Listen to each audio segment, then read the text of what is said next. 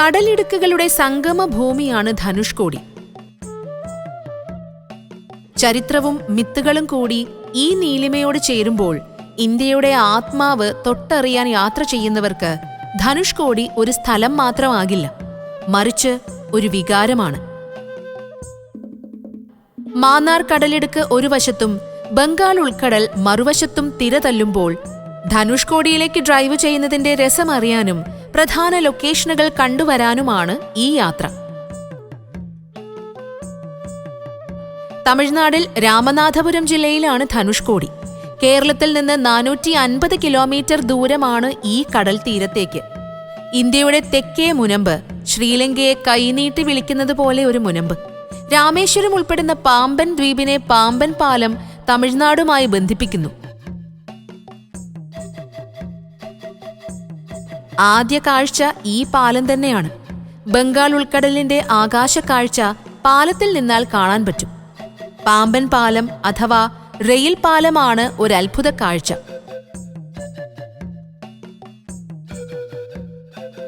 100 വർഷം മുൻപ് ബ്രിട്ടീഷുകാരാണ് പഴയ പാലം നിർമ്മിക്കുന്നത്.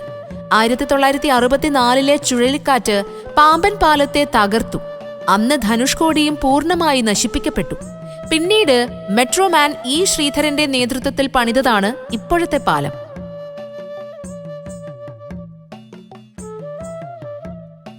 രാമേശ്വരം ക്ഷേത്രം. ധനുഷ്കോടി എന്ന പേരിന് വില്ലിന്റെ മുന എന്നാണർത്ഥം. രാമായണത്തിലെ ഐതിഹ്യവുമായി അഭേദ്യമായ ബന്ധമുണ്ട് ധനുഷ്കോടിക്ക്. രാമായണത്തിൽ രാമൻ തന്റെ ശരം ചൂണ്ടി കടലിന് കുറുകെ ശ്രീലങ്കയിലേക്ക് പാലം നിർമ്മിക്കാൻ ആവശ്യപ്പെട്ട ഇടമായിരുന്നു ധനുഷ്കോടി എന്ന് വിശ്വസിക്കപ്പെടുന്നു. രാമേശ്വരത്തെ ക്ഷേത്രം പ്രസിദ്ധമാണ്. രാമനാഥസ്വാമി അഥവാ ശിവനാണ് പ്രതിഷ്ഠ. രാമേശ്വരത്ത് മുൻ രാഷ്ട്രപതി ഡോക്ടർ APJ അബ്ദുൽ കലാമിന്റെ കുടുംബവീടും സന്ദർശിക്കാം. ധനുഷ്കോടി.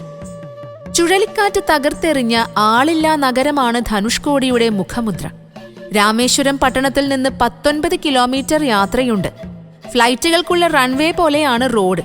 ഇരുവശത്തും കടൽ, പഞ്ചസാര പോലെ വെളുത്ത മണൽത്തരികൾ.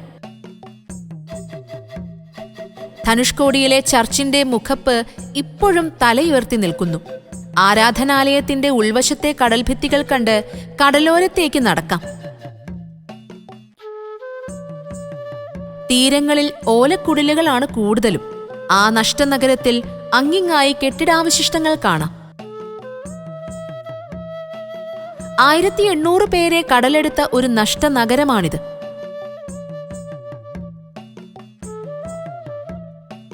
ധനുഷ്കോടിയിൽ നിന്ന് അടുത്തതായി പോകേണ്ടത് അരിച്ചൽ മുനയിലേക്കാണ്. ഇന്ത്യൻ മഹാസമുദ്രവും ബംഗാൾ ഉൾക്കടലും കൂടിച്ചേരുന്ന പോയിന്റാണ് അരിച്ചൽ മുന. അവിടെ നമ്മുടെ രാജ്യത്തിന്റെ അശോകസ്തംഭം നാട്ടിയിട്ടുണ്ട്. അതിനു ചുറ്റുമായി റോഡുണ്ട്. അരിച്ചൽ മുനയിലെ സായാഹ്നം അവിസ്മരണീയമാണ്. ചുറ്റിനും കടലിന്റെ ഇരമ്പൽ മാത്രം. ഇവിടേക്കുള്ള റോഡ് ദേശീയപാതയാണ്. ഒരുപക്ഷെ പുഷ്പക വിമാനം ഇവിടെ ആയിരിക്കാം ടേക്ക് ഓഫ് ചെയ്തിട്ടുണ്ടാവുക എന്ന് തോന്നും നീണ്ട പാത കാണുമ്പോൾ. ധനുഷ്കോടിയിലെ ചെറു ക്ഷേത്രങ്ങൾ കൂടി കാണേണ്ടവയാണ്. കോദണ്ഡരാമർ ക്ഷേത്രത്തിലേക്ക് പോകാൻ കടലിലൂടെ റോഡ് ഒരുക്കിയിട്ടുണ്ട്. രാമക്ഷേത്രമാണിത്. ചുഴലിക്കാറ്റിൽ തകരാത്ത ഈ അമ്പലത്തിന് കഥ പറയാനേറെയുണ്ട്. രാവണന്റെ അനുജൻ വിഭീഷണനെ ലങ്കയുടെ രാജാവാക്കി പട്ടാഭിഷേകം നടത്തിയത് ഇവിടെ വച്ചായിരുന്നു എന്നാണ് കഥ. രാമർപാദ ക്ഷേത്രം. വളരെ ചെറിയ ഒരു കുന്നിനു മുകളിൽ നിരീക്ഷണ ഗോപുരം പോലെ സ്ഥിതി ചെയ്യുകയാണ് രാമർപാദ ക്ഷേത്രം. ശ്രീരാമന്റെ പാദം പതിഞ്ഞ ഇടം എന്നാണ് ഐതിഹ്യം. മനോഹരമായ വരാന്തയിൽ നിന്നാൽ കടലോര ഗ്രാമങ്ങളുടെ നേർക്കാഴ്ച ലഭിക്കും. മണൽക്കൂനകളും ഓലക്കുടിലുകളും കാണാം. ഹനുമാൻ ലങ്കയിലേക്ക് ചാടിയത് ഇവിടെ നിന്നാണെന്നും കഥകളുണ്ട്. ധനുഷ്കോടി കഥകളും മിത്തുകളും ചരിത്രവും കൊണ്ട് കടൽ തിരകൾ പോലെ സഞ്ചാരികളെ കൊതിപ്പിച്ചുകൊണ്ടേയിരിക്കും. അതുകൊണ്ട് തന്നെയാണ് ഓരോ ധനുഷ്കോടി യാത്രയും വേറിട്ട അനുഭവമാകുന്നത്. Travel notes. ദൂരം വൈറ്റിലയിൽ നിന്ന് ധനുഷ്കോടി വരെ 450 കിലോമീറ്റർ ദൂരം. റൂട്ട് വൈറ്റില, കോതമംഗലം, നേര്യമംഗലം, അടിമാലി, രാജാക്കാട്, പൂപ്പാറ, ബോഡിമെട്ട്, തേനി, മധുരൈ, രാമനാഥപുരം, ധനുഷ്കോടി.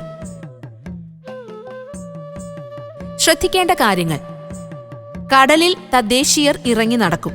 അവർക്ക് സ്ഥല പരിചയമുണ്ട്. യാത്രികർ കടലിൽ ഏറെ ദൂരം ഉള്ളിലേക്ക് പോകാതിരിക്കുക. ചൂടിനെ പ്രതിരോധിക്കാനുള്ള സൺസ്ക്രീം, തൊപ്പി എന്നിവ കരുതുക. സന്ധ്യയ്ക്ക് അരിച്ചൽ മുനയിൽ എത്താൻ പ്ലാൻ ചെയ്യുക. സായാഹ്ന കാഴ്ച നഷ്ടപ്പെടുത്തരുത്.